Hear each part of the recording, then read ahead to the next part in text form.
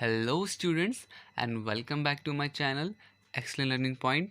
तो बच्चों, आज की इस वीडियो में हम क्लास 9th का वर्कशीट नंबर 23 विषय जो है हमारा सामाजिक विज्ञान इतिहास का है। ठीक है बच्चों, तो बिना किसी टाइम वेस्ट के जल्दी से हम क्वेश्चन डिस्कस करते हैं। तो बच्चों, सबसे पहला जो क्वेश्चन है आपका, रूसी साम्राज्य में कौन कौन से क्षेत्र शामिल थे। तो रूसी साम्राज्य में रूस के अलावा आज का फिनलैंड, लातविया, लिथुआनिया, एस्टोनिया तथा पोलैंड, यूक्रेन व बेलारूस के कुछ हिस्से, जॉर्जिया, एमोनिया और अजरबैजान शामिल थे।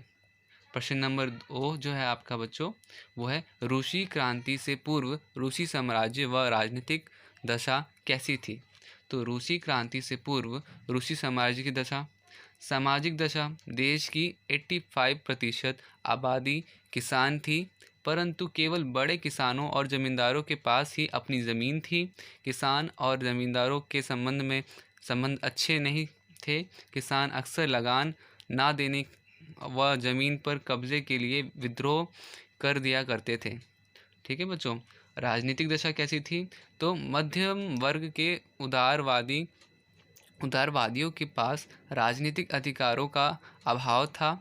अधिकांश संपत्ति का स्वभाव सामंतों और रूढ़िवादी के पास था, जिन्हें अनियंत्रित अधिकार प्राप्त होते थे। ठीक है बच्चों, ये आपका सेकंड का आंसर हो गया।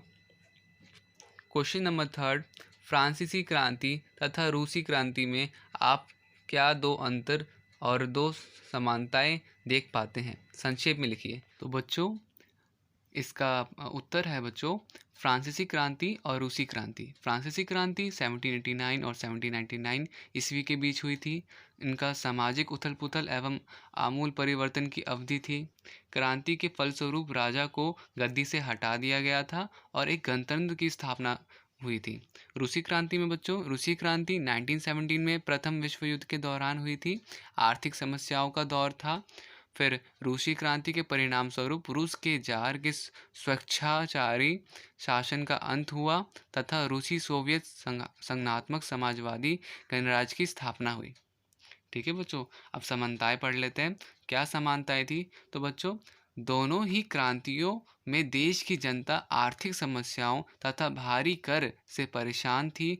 दोनों ही क्रांतियों का मुख्य कारण पूंजीपतियों तथा शासकों के स्वेच्छाचारी शासन प्रणाली का अंत तथा गणतंत्र और प्रजातंत्र की स्थापना थी। ठीक है बच्चों, तो दोनों में मेन रीज़न क्या था, तो दोनों ने ये क्रांति क्यों स्टार्ट करी थी। तो पहले तो किसानों से कर बहुत ज़्यादा लिया जाता था। ठीक है, और अगर वो पैसे किसी से ले उधार, तो उन्हें ब्याज ज़्यादा देना पड़ता था। तो ऐसे जो रूल्स बने हुए थे, उनको हटाने के लिए उन्होंने क्रांति करी। फिर बच्चों, आते हैं अपने लास्ट क्वेश्चन में। युद्ध के किसी देश की जनता पर क्या क्या प्रभाव पड़ सकते हैं। तो बच्चों, युद्ध होने की वजह से जनता पे क्या प्रभाव पड़ते हैं। तो सबसे पहला, युद्ध के कारण देश की जनता को कई तरह की समस्याओं का सामना करना पड़ता है।